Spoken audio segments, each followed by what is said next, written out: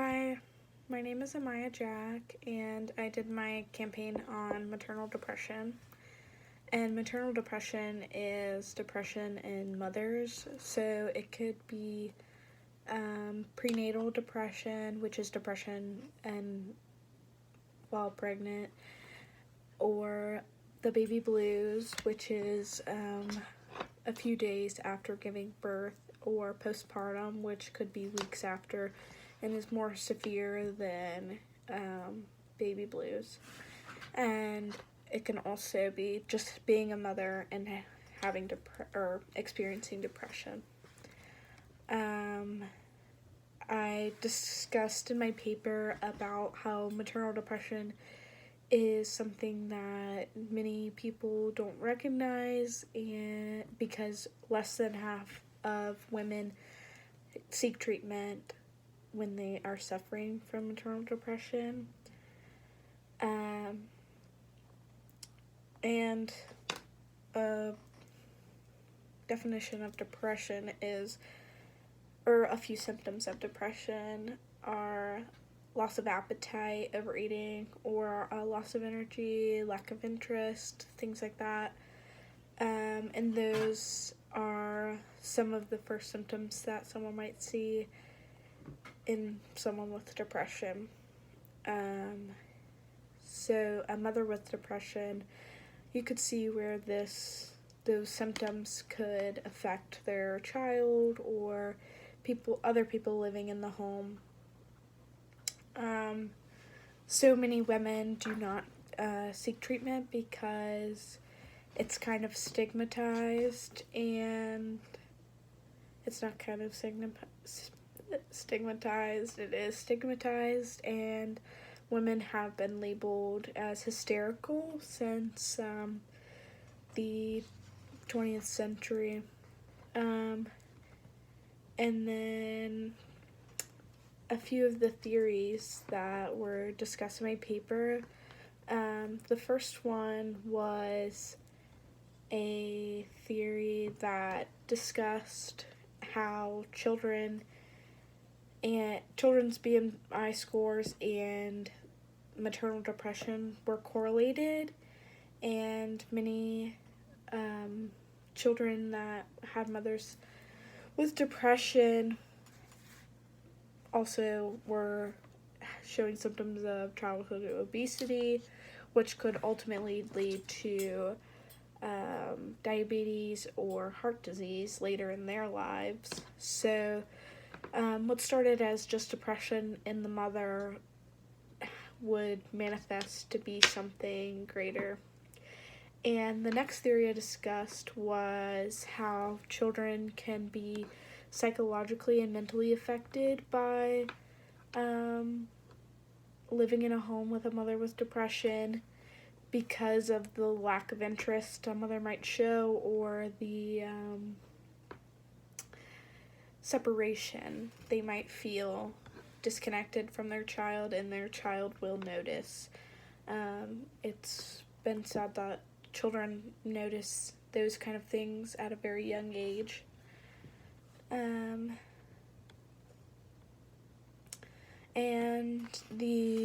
another journal that I was discussing, and their theory is about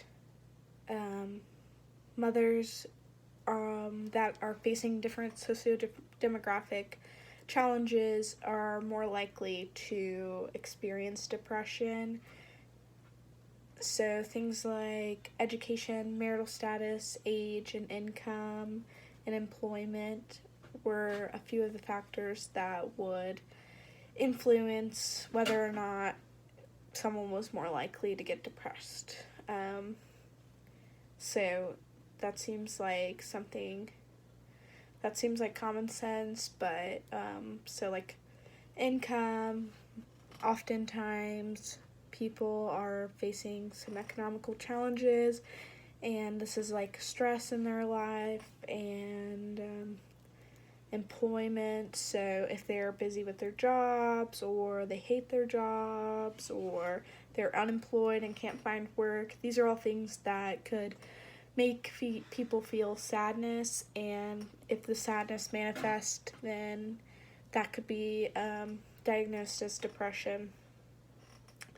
My campaign mostly focuses on how women should understand that it is normal to seek help, and it's important to seek help because they may think that they are just saving room for more care for their child, or they're too busy, but ultimately this is affecting not only themselves but their children and maybe even a spouse in the home.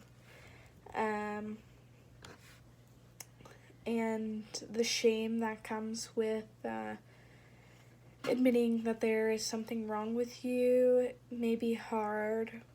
So that's why it's important to have public service announcements and things like that. One of the ideas that I introduced was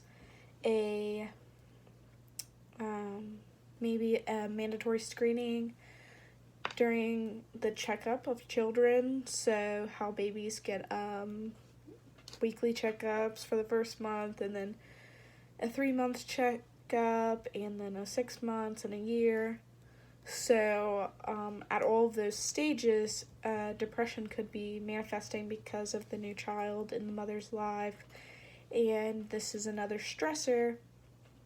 So during these doctor's appointments with the children, mothers could also maybe get screened and maybe get help for an issue that maybe their society has made them feel ashamed of. So for my 2 messages, the first one I made was a website which was kind of inspired by Chrissy Teigen's My Wish for Moms campaign. So my website is, I can't change this camera around, but it's called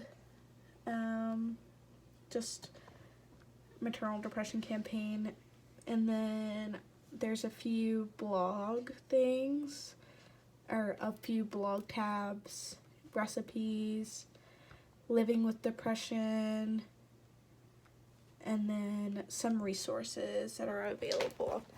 And with the recipes tab, which was my tab that I focused on because I talked about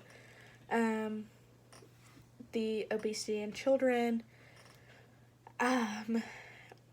this would be a blog style tab with many recipes that are healthy and nutritious, but also cheap because of the socio-demographic factors that play into the depression of mothers. And then I also thought of putting a few resources on my website and for support groups or things like that, because this is a lot of information in one spot, so it will be easily accessible and something that's reasonable, and a place where mothers can feel comfortable sharing about their own truths of living with depression and sharing about just how they cope and different resources that have helped them. So that's the website. I wish I could turn this around. So, and it has a few pictures. And then the second message that I did was a poster, and I'll try to zoom in. Oh, well, that's not really working. But on this poster, I have "It's okay to ask for help," which is in blue to kind of draw your attention. And then there's a few resources, contact information, website information, and maternal depression and what maternal depression is. I chose to make a poster, to promote the website, also to have resources on there to help with maternal depression. And I thought this was a cheap and easy way to reach a lot of mothers. And maybe this would be posted in a doctor's office of children, in children's schools, daycares, things like that, where mothers would see it a lot, and to connect to a broad audience. And that's pretty much it. Thanks.